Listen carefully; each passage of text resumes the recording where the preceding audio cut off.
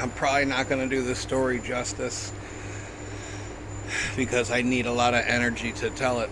But I ran into this real tall kid, young kid. Da, da, da, da.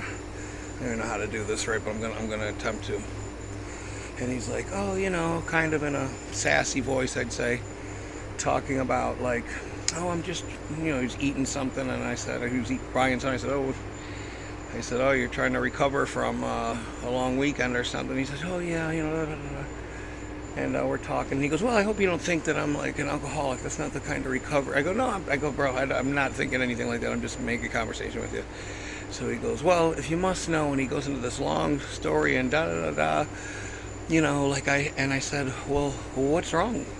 And he's like, well, if you stop interrupting me, I'll tell you. I said, all right, okay, well, go ahead.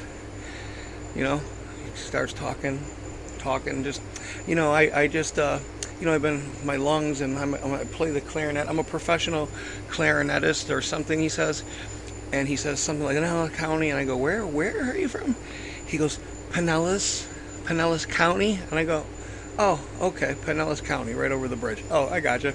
I go, you went to high school? He goes, well, if you stop interrupting me, I go, okay, well, let's get to the point.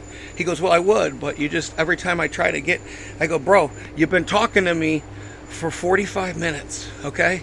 I don't have 45 minutes to hear about your mom and dad getting divorced when you were in middle school or whatever the fuck you plan on telling me.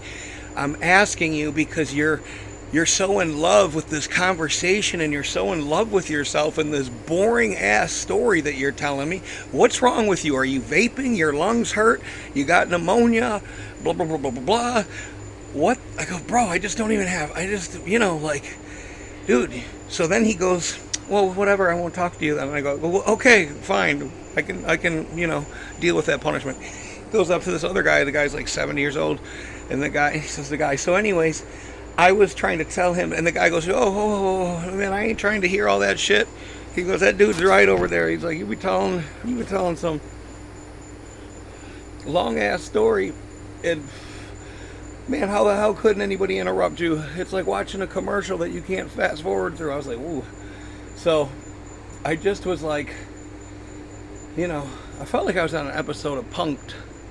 So then he goes up to the front of the store and causes trouble with the girl I know that's working. And I'm like, oh, did he do this? And she goes, yeah.